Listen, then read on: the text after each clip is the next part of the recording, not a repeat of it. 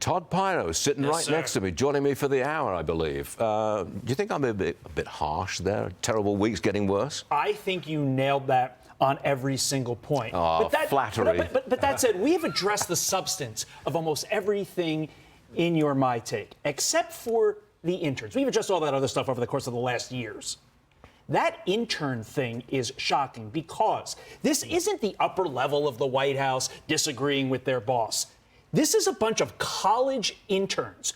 What does Xi Jinping think? What does Vladimir Putin think when the interns disrespect the president of the United States? Say what you will about it. If they disrespect Joe Biden that much, what is that saying to Putin and Xi? Like, to me, that is open season on the United States of America, and that is shocking. Yes, there's an overarching issue here with 18-year-olds feeling way too confident to question their boss, who happens to be the leader of the free world.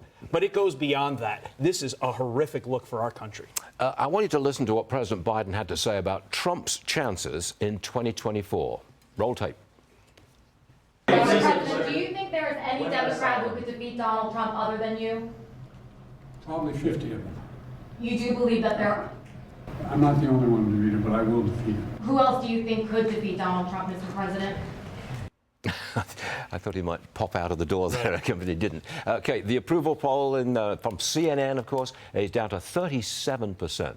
Do you think, I think I've asked you this 15 times in the last couple of months, do you think he is definitely going to be the Democrat candidate? And as if I'm one of the three candidates not named Chris Christie on the debate stage, I'm going to deflect and answer a different question. Because I think we focus too much on the person. If it's Joe Biden, obviously he's done what he's done over the last 3 years. If it's Kamala Harris, she is a disaster from every single metric you can look at. If it's Obama, Michelle Obama, she's a continuation even more so of the Obama years. And if it's Gavin Newsom, it is a continuation of the horrific policies that you've seen in California. I think you need to focus on all these numbers on Donald Trump because it's the contrast. Yes, I may not like Donald Trump, but was my life better from 16 to 2020?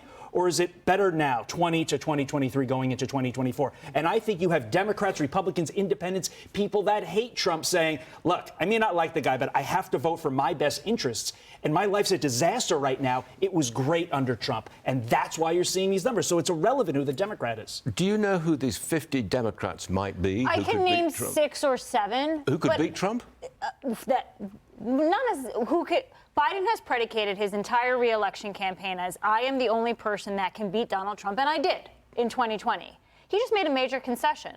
He doesn't mean literally 50, but he says there's other Democrats that can beat Trump. You think he conceded. Pass the baton now. Give it to one of those. That's what I Give was it to the next generation. See, that's what I was getting I'm sorry. I haven't been on your show in 3 weeks. I forgot all the stewardisms. But I think that she makes a really good point. And then you make a good point. He may be setting up the passing of the baton.